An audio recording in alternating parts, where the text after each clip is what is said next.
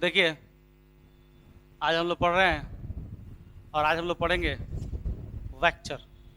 क्या पढ़ेंगे? Vector. 11th के कोर्स का जो ये मैथमेटिकल टूल का ये चैप्टर है। किसका चैप्टर है? मैथमेटिकल टूल, है ना। फिजिक्स जब पढ़ाई शुरू होती है क्लास 11th में, तो क्लास 11th में जब फिजिक्स की पढ़ाई शुरू होती है तो लोग पहले जो है बहुत सारा मैथमेटिकल टूल पढ़ के रखता है, जिसमें एक मैथमेटिकल टूल है वेक्टर, एक मैथमेटिकल टूल है डिफरेंशिएशन, इंटीग्रेशन, मतलब कैलकुलस। उसके बाद जो मैथमेटिकल टूल है वो लॉगरिथम पढ़ता है लोग, बाइनोमियल एक्सपेंशन पढ़ता है लोग ना। तो बहुत सारा मैथमेटिकल टूल, ट्रिग्नोमेट्री पढ़ता है लोग, बहुत सारा मैथमेटिकल टूल लोग जो है वो पढ़ता है। उसमें से एक जो इंपॉर्टेंट मैथमेटिकल टूल है वो है वेक्टर। क्या है? वेक्टर। तो वेक्टर क्या है? देखिए, फिजिकल क्वांटिटी किसको कहते हैं, पहले ये समझना जरूरी है। फिजिकल क्वांटिटी किसको कहते हैं? फिजिकल क्वांटिटी, क्योंकि फिजिक्स में जब हम पढ़ रहे हैं, जिसको हम लोग पढ़ फिजिक्स में जो भी पढ़ रहे हैं वो क्या होगा? फिजिकल क्वांटिटी होगा। फिजिकल क्वांटिटी होगा। फिजिकल क्वांटिटी क्या है? Which can be measured, which can be measured. Physical quantity क्या होगा? विच कैन बी मेजर्ड, जो नापा तोला जा सकता है, उसी को क्या बोलते हैं? Physical quantity. तो ये जो फिजिकल क्वांटिटी होता है, ये फिजिकल क्वांटिटी जो होता है on the basis of direction, on the basis of direction, basis of direction, है ना। हम लोग दो तरह का फिजिकल क्वांटिटी बोलते हैं, एक बोलते हैं वेक्टर और एक बोलते हैं स्केलर। आपको समझ में आ जाएगा क्या वेक्टर होता है और क्या स्केलर होता है। तो on basis of direction physical quantity दो तरह का हम मान के चलते हैं, एक वेक्टर और एक स्केलर। तो कहेंगे सर ये क्या होता है स्केलर? स्केलर होता है क्या है? तो ऐसे फिजिकल क्वांटिटी जिनके पास सिर्फ क्या हो? मैग्नीट्यूड हो। Physical quantity those have only magnitude, only magnitude ना। तो ये मैग्नीट्यूड क्या होता है? हमको समझ में नहीं आया कि मैग्नीट्यूड क्या होता है। आप हमको बताइए कि क्या होता है, मैग्नीट्यूड है क्या?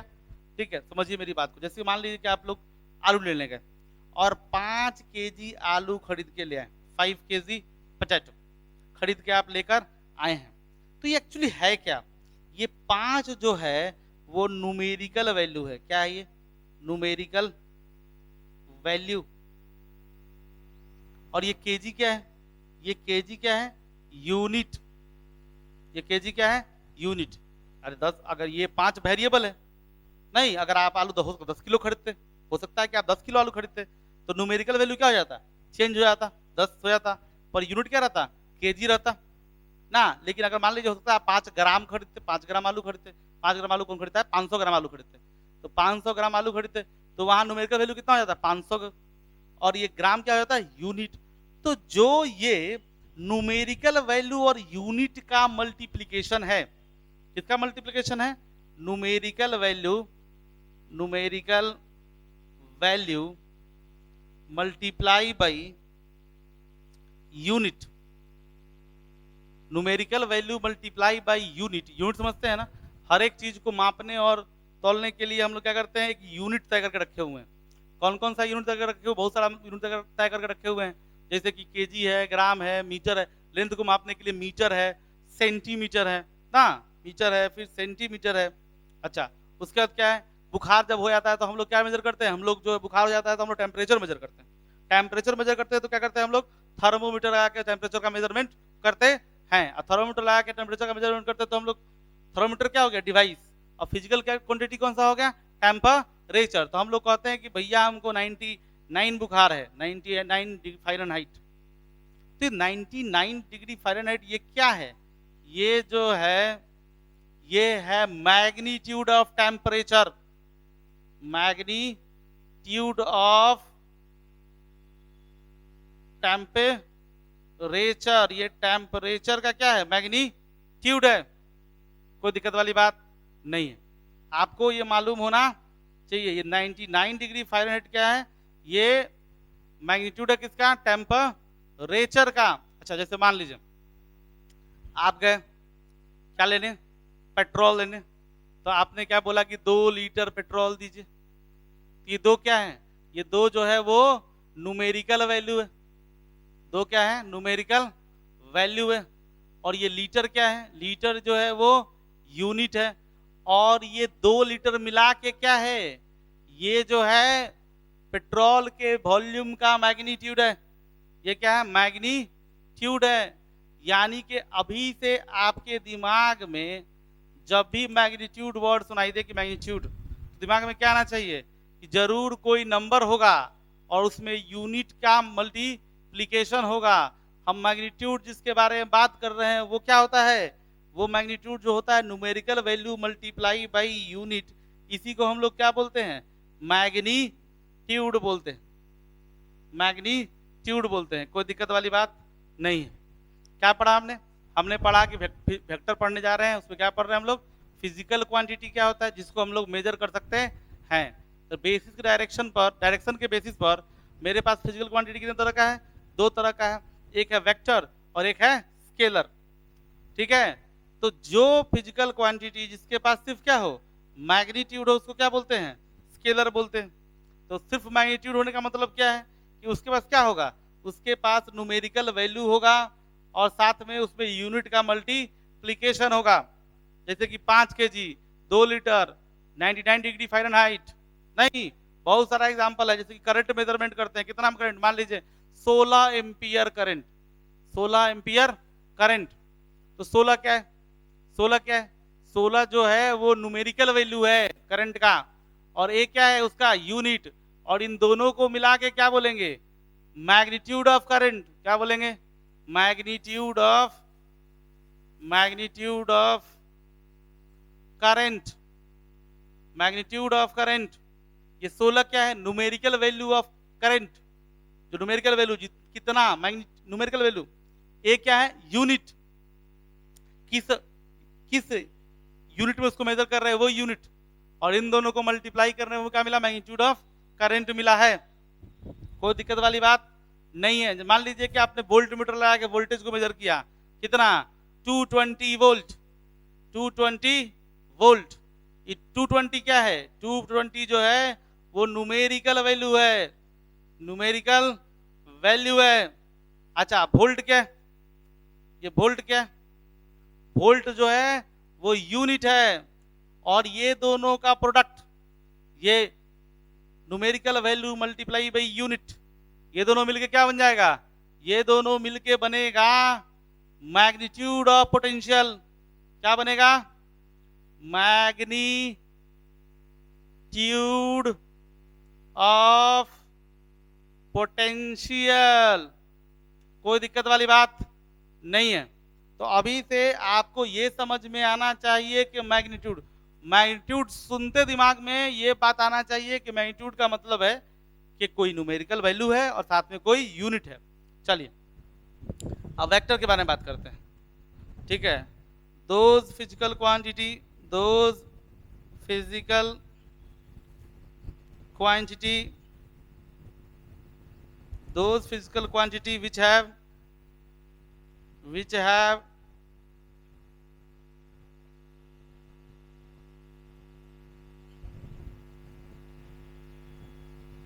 magnitude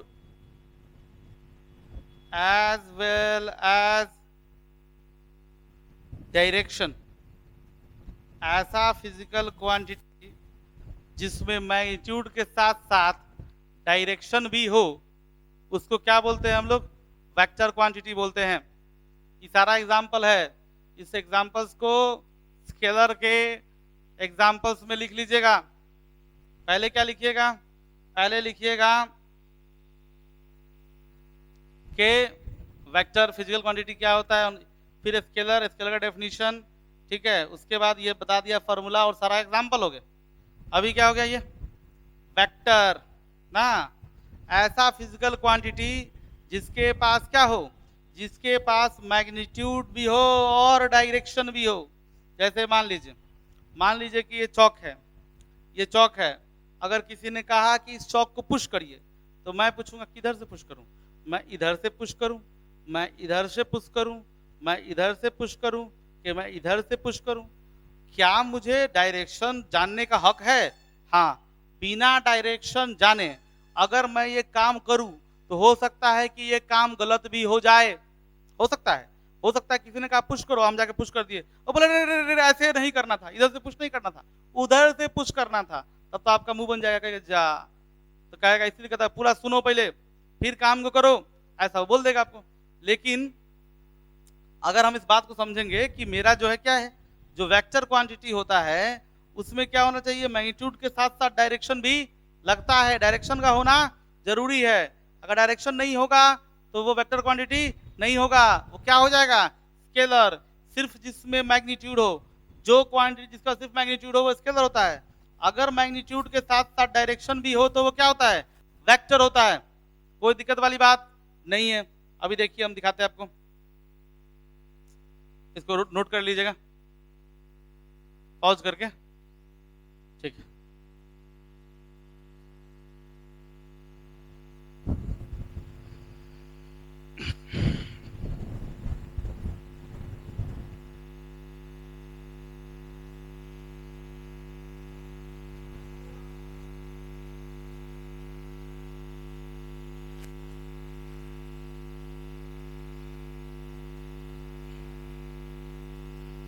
ठीक है, तो बात उठता है कि सर हम पढ़ रहे हैं वेक्टर, और आपने बोला कि वेक्टर के पास क्या होता है, magnitude as well as direction.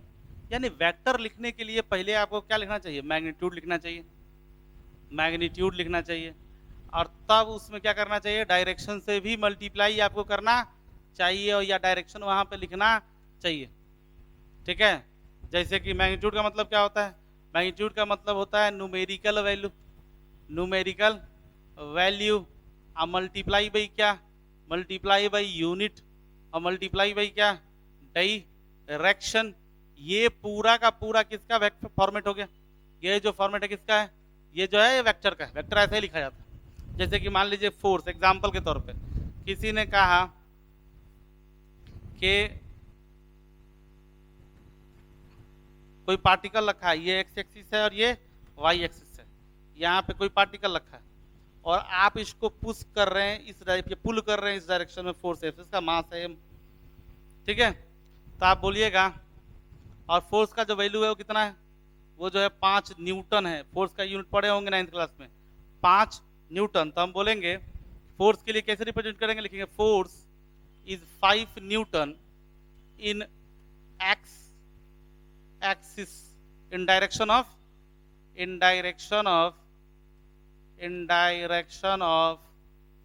x axis,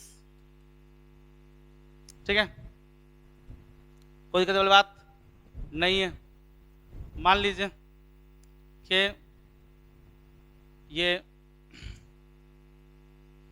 एक आदमी इस पॉइंट से, ये नॉर्थ हो गया, ये ईस्ट हो गया, ये वेस्ट हो गया, ये साउथ हो गया, और एक आदमी इस पॉइंट से चल के इस पॉइंट पे पहुंच गया, ठीक है। तो ये हो गया जो ए और ये बी। तो किसी ने पूछा कि उसका डिस्प्लेसमेंट कितना हुआ, कितना वो गया, तो आप क्या बोलिएगा डिस्प्लेसमेंट के लिए, आप बोलिएगा डिस्प्लेसमेंट के लिए बोलिएगा उसको कि वो मान लीजिए ये 10 मीटर चला है, तो आप बोलिएगा 10 मीटर इन नॉर्थ डायरेक्शन, इन नॉर्थ डायरेक्शन। यानी कि आपको यह न्यूमेरिकल वैल्यू भी लिखना पड़ा, न्यूमेरिकल वैल्यू लिखना पड़ेगा, साथ में आपको यूनिट भी लिखना पड़ा, और साथ में आपको डायरेक्शन भी लिखना पड़ा। ऐसे फिजिकल क्वांटिटी जिसमें न्यूमेरिकल वैल्यू, यूनिट, डायरेक्शन सभी लिखे जाएं। इन शॉर्ट ऐसे फिजिकल क्वांटिटी जिसके पास मैग्नीट्यूड भी हो और डायरेक्शन भी हो, उसको वेक्टर क्वांटिटी कहते हैं ना, उसको वेक्टर क्वांटिटी कहते हैं। तो दिक्कत वाली बात नहीं है। फिर से देखिए क्या क्या पढ़ा हमने, हमने पढ़ा कि फिजिकल क्वांटिटी दो तरह का होता है on the basis of direction, एक होता है स्केलर, एक होता है वेक्टर। ठीक है। स्केलर कौन है? ऐसे फिजिकल क्वांटिटी जिसमें क्या हो, जिसमें सिर्फ और सिर्फ मैग्नीट्यूड हो। मैग्नीट्यूड का मतलब क्या होता है? मैग्नीट्यूड का मतलब होता है, सुनते दिमाग में आना चाहिए कि सर बात कर रहे हैं न्यूमेरिकल वैल्यू की और उसके यूनिट की। जैसे कि मैंने कहा कि मास का मैग्नीट्यूड फाइंड कीजिए, तो हम समझ गए कि हमको एक न्यूमेरिकल वैल्यू फाइंड करना है और साथ में उसका यूनिट फाइंड करना है। चूंकि मास है तो उसका यूनिट क्या होगा? केजी ही होगा। मैंने कहा कि ऐसा करो, करंट फाइंड करो, करंट का मैग्नीट्यूड फाइंड करो। तो क्या मतलब है करंट का मैग्नीट्यूड को फाइंड करने का? करंट का यूनिट एम्पियर ही होगा, साथ में हमको एक न्यूमेरिकल वैल्यू भी आएगा। तो मैग्नीट्यूड का मतलब ये होता है कि न्यूमेरिकल वैल्यू और साथ में यूनिट। अच्छा, उसके बाद में पढ़ा वेक्टर क्वांटिटी। वेक्टर क्वांटिटी वो क्वांटिटी होते हैं जिनमें क्या क्या होता है? जिनमें मैग्नीट्यूड भी होता है, डायरेक्शन भी होता है और साथ में क्या क्या होता है? इन दोनों को मिला के लिखते हैं हम लोग क्या? Vector quantity. मतलब आपको जो स्केलर में आप लिख रहे थे, क्या आप स्केलर में मैग्नीट्यूड लिख रहे थे, साथ में एक और लफड़ा आ गया। क्या लिखना पड़ेगा आपको? डायरेक्शन भी लिखना पड़ेगा। कोई दिक्कत वाली बात नहीं है, ये बात याद रखिएगा। अगर याद रखिएगा तो ठीक, अच्छी बात। अब देखिए, अब सवाल ये उठता है कि भैया के वेक्टर कैसे मालूम चलेगा कौन वेक्टर है कौन स्केलर है? क्या कि अगर हम लिख रहे हैं मान लीजिए हम लिख रहे हैं कहीं पे करंट, तो करंट का सिंबल आई और फोर्स का सिंबल एफ। तो इस सिंबल को देख के तो पता नहीं चल रहा है कौन स्केलर है कौन वेक्टर है। क्या जी? इस सिंबल को देख के, करंट के सिंबल और फोर्स के सिंबल को देख के पता तो नहीं चल रहा है कौन स्केलर है कौन वेक्टर है। तो हमको वेक्टर को अलग तरीके से लिखने आना चाहिए, साफ साफ देख के पता चले कौन वेक्टर है कौन स्केलर है। तो हम लोग करते क्या हैं कि वेक्टर को रिप्रेजेंट करने के लिए हम लोग एक काम करते हैं। क्या काम करते हैं भैया बताइए? आप बताइए क्या काम करते हैं? तो मैंने कहा देखिए कि वेक्टर को रिप्रेजेंट करने के लिए, वेक्टर को रिप्रेजेंट करने के लिए सिंबल के ऊपर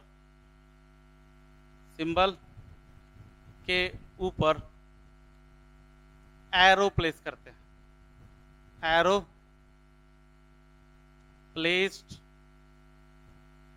प्लेस्ड करते हैं। अच्छा, कैसे? जैसे मान लीजिए फोर्स, तो इसके ऊपर क्या करेंगे? इस तरह से एरो प्लेस कर देंगे। इस एरो को देखते लोग समझ जाएगा कि फोर्स क्या है, फोर्स जो है वो वेक्टर क्वांटिटी है। अच्छा, जैसे मान लीजिए कि वेलोसिटी, तो वेलोसिटी के ऊपर क्या लगा दिया हमने? एरो लगा दिया। एरो लगाते लोग क्या समझ जाएगा कि ये जो है वो वेक्टर क्वांटिटी है। जैसे मान लीजिए एक्सेलरेशन हो गया, तो एक्सेलरेशन के ऊपर क्या कर दिया हमने? एरो लगा दिया। ये क्या है? ये फोर्स का सिंबल एफ, इसके ऊपर एरो। ये है मेरा वेलोसिटी का सिंबल भी, उसके ऊपर एरो। ये है मेरा एक्सेलरेशन। नहीं, तो एक्सेलरेशन के ऊपर क्या किया हमने? एक्सेलरेशन के ऊपर सिंबल ए, उसके ऊपर एरो लगा दिया। इसको लगा के हमको मालूम चलता है कि तीनों क्या ये वेक्टर क्वांटिटी है। लेकिन अगर वहीं पर यहाँ पे स्पीड होता, तो स्पीड एक स्केलर क्वांटिटी है, उसके ऊपर एरो लगाने की जरूरत नहीं है। कोई दिक्कत वाली बात नहीं है। अच्छा ठीक है, तो ये जो मैंने एरो लगाया है, तो ये जो फोर्स है इसके पास क्या क्या है? फोर्स एक वेक्टर है कि स्केलर है? तो सर उस पर आपने एरो लगाया है इसलिए वो वेक्टर है। ठीक है, अगर मैंने उस पर एरो लगाया है तो उसके पास मैग्नीट्यूड भी होगा और डायरेक्शन भी होगा। तो क्या मैं उन दोनों को अलग अलग करके लिख सकता हूं? मैग्नीट्यूड को अलग, डायरेक्शन को अलग। क्योंकि ये जो फोर्स है, ये जो एरो लगा हुआ है, ये एरो लगा के क्या रिप्रेजेंट करता है? ये रिप्रेजेंट करता है क्या? ये रिप्रेजेंट करता है magnitude multiply by direction both. Magnitude multiply by direction both, इसको ये दोनों को कंबाइनली रूप से ये दिखाता है फोर्स। लेकिन एक्चुअली अगर हम इसको देखें तो देखिए, फोर्स जो होता है उसका मैग्नीट्यूड जब दिखाना होगा तो हम उसको ऐसे लिखते हैं। क्या लिखते हैं? ऐसे। ये मैग्नीट्यूड को रिप्रेजेंट करता है। जब हम किसी वेक्टर को दोनों तरफ लाइन खींच देते हैं, मॉड लगा देते हैं, इसको हम लोग क्या बोलते हैं, हम लोग बोलते हैं क्या कि ये इसका मैग्नीट्यूड है। आज जब उसी को लिखकर उस पर इस तरह का बर्थडे वाला टोपी पहना देते हैं, ठीक है, इसको बताएंगे बाद में हम क्या कहते हैं, इस चैप्टर में धीरे धीरे बढ़िएगा, समझ में आएगा। जब इस पर हम क्या करते हैं, ऐसे टोपी पहना देते हैं, तो इसको हम लोग डायरेक्शन बोल देते हैं। यानी कि ये वाली चीज़ जो है वो मैग्नीट्यूड को रिप्रेजेंट करती है। किसको रिप्रेजेंट करती है, मैग्नीट्यूड को। और ये वाली चीज़ जो है वो डायरेक्शन को रिप्रेजेंट करती है। किसको रिप्रेजेंट करती है, डायरेक्शन को रिप्रेजेंट करती है। आइए आपको दिखाते हैं क्या चीज है। अब देखिए, जैसे मान लीजिए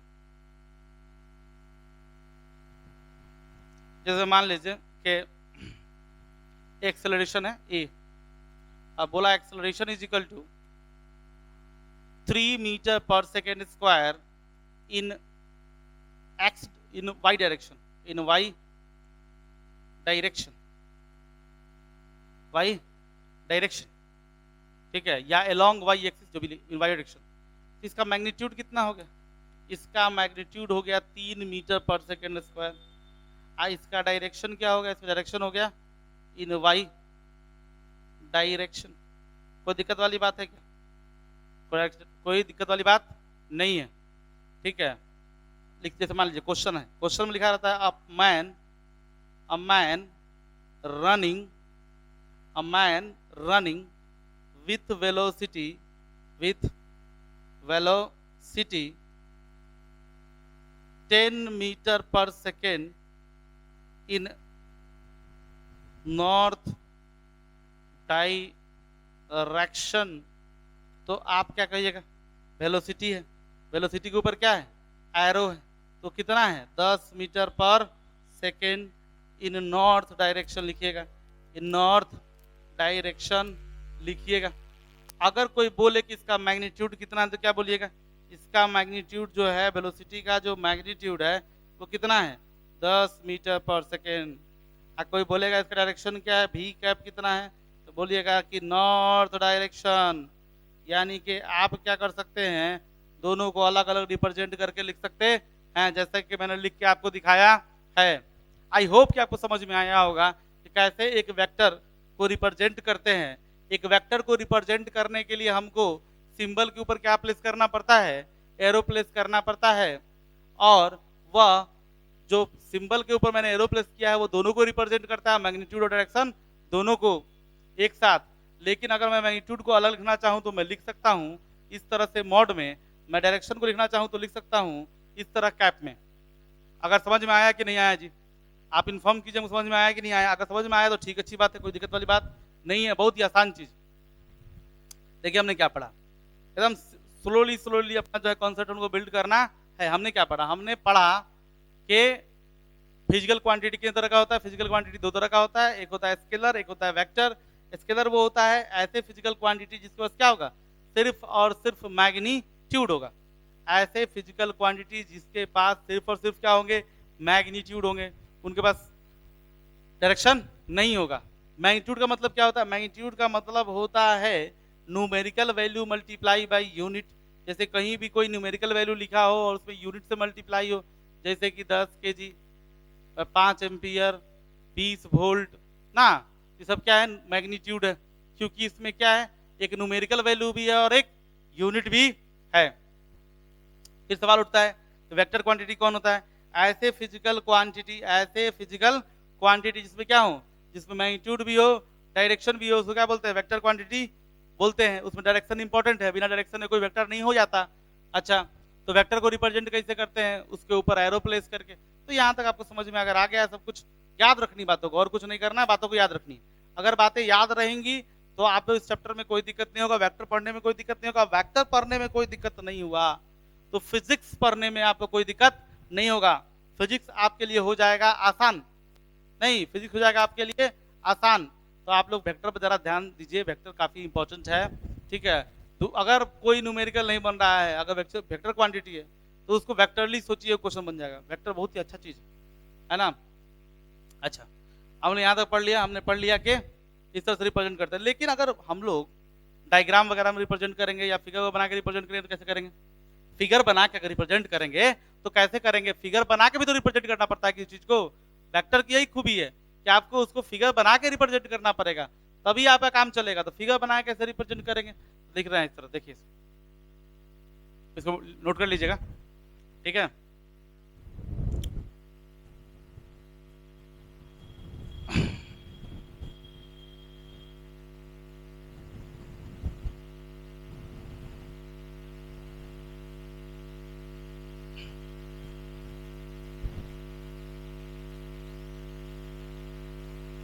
ठीक है, ठीक है,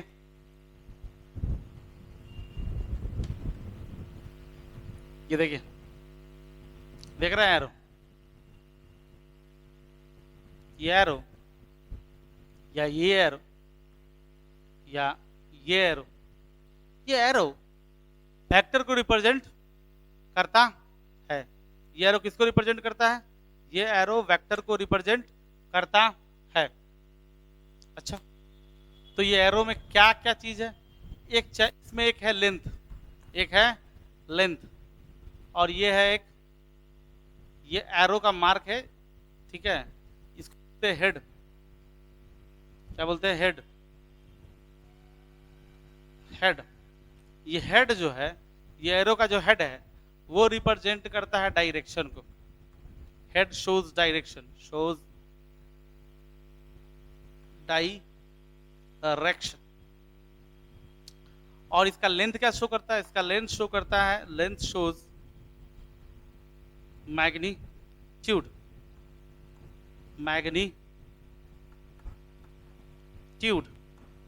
अब सवाल ये उठता है, क्या बात है, बात ये है कि मान लीजिए कि कोई आदमी, जैसे कि ये एक्स एक्सिस है, ये वाई एक्सिस है, ठीक है, और कोई एक्सिस जो है वो इस तरफ से, इस तरफ, इस तरफ वेक्टर, इसका मतलब ये वेक्टर किस डायरेक्शन में है, एक्स डायरेक्शन में है।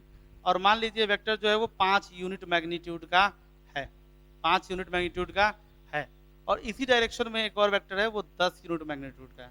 तो आप देखिएगा कि 10 यूनिट वाला जो है वो 5 यूनिट वाले से लंबा है, क्यों, क्योंकि इसका मैग्नीट्यूड, इसका यूनिट 10 यूनिट है, इसका है 5 यूनिट, तो ऑब्वियसली ये क्या होगा, लंबा होगा। लेकिन दोनों का डायरेक्शन क्या है, सेम है, एक्स में है, तो दोनों का डायरेक्शन भी किसी तरफ है, एक्स की तरफ ही है। तो किसी वेक्टर में उसका ये जो हेड है वो शो करता है डायरेक्शन को, और उसका लेंथ शो करता है मैग्नीट्यूड को, इसको बोलते हैं टेल, इसको बोलते हैं टेल। कोई दिक्कत वाली बात नहीं है। ये क्या है, इसका टेल है, ये क्या है, हेड है। ये हेड क्या शो करेगा, डायरेक्शन शो करेगा, ये लेंथ क्या शो करेगा, मैग्नीट्यूड करेगा, ये भी क्या है, हेड है। ये क्या है, टेल है। नहीं, बात समझ में आ रही है कि हेड क्या शो करता है, डायरेक्शन शो करता है, टेल जो है इनिशियल पॉइंट में शो करता है, मे बी, और ये लेंथ जो है वो क्या है, इसके मैग्नीट्यूड को शो करता है। 10 यूनिट का वेक्टर जो होगा ज़्यादा बड़ा होगा, 5 यूनिट का वेक्टर जो होगा उससे छोटा होगा, 2 यूनिट का वेक्टर उससे भी छोटा होगा, 10-15 यूनिट का वेक्टर जो होगा इससे भी बड़ा होगा। कोई दिक्कत वाली बात नहीं है, ठीक है। अच्छा, अब देखिए हम लोग कुछ टाइप ऑफ वेक्टर भी पढ़ लेते हैं फटाफट। क्या पढ़ लेते हैं, type of vector, type of vector. पहला वेक्टर इक्वल वेक्टर, पहला क्या पढ़ते हैं हम लोग, इक्वल वेक्टर। आइए देखते हैं, पढ़ते हैं क्या है, इक्वल वेक्टर। इक्वल वेक्टर पढ़ के आपको क्या समझ में आता है, इक्वल वेक्टर पढ़ के आपको समझ में आता होगा कि दो ऐसे वेक्टर्स जिनका मैग्नीट्यूड भी सेम हो और डायरेक्शन भी सेम हो, उनको इक्वल वेक्टर बोला जाता है। जैसे कि ये देखिए, ये एक वेक्टर है, देख लीजिए, उसके ऊपर प्लेस कर दिए, और एक वेक्टर है बी, एक वेक्टर है बी। आप देखिए ए और बी का डायरेक्शन क्या है, सेम है, और ए और बी की लंबाई भी क्या है, सेम है। तो हम लोग बोल सकते हैं वेक्टर ए का मैग्नीट्यूड बराबर है वेक्टर बी के मैग्नीट्यूड के। पढ़िएगा कि नहीं पढ़िएगा, क्योंकि मॉड में क्या लिखते हैं, मैग्नीट्यूड लिखते हैं। तो हम लोग बोल सकते हैं वेक्टर ए का मैग्नीट्यूड बराबर है वेक्टर बी के मैग्नीट्यूड के, और ए का डायरेक्शन जो है वो सेम है किसके, बी के डायरेक्शन के। इसीलिए सो हम बोल सकते हैं vector A is equal to vector B. कोई दिक्कत वाली बात नहीं है। इसको क्या पढ़िएगा, इसको पढ़िएगा क्या, कि vector A is equal to vector B. नहीं, ये इसको क्या पढ़ेंगे, क्या है ये, magnitude of vector A is equal to magnitude of vector B, क्योंकि मैग्नीट्यूड को रिप्रेजेंट करता है। Magnitude of vector A is equal to magnitude of vector B. इसका मतलब क्या है, direction of vector A is equal to direction of vector B. दूसरा होता पैरेलल वेक्टर,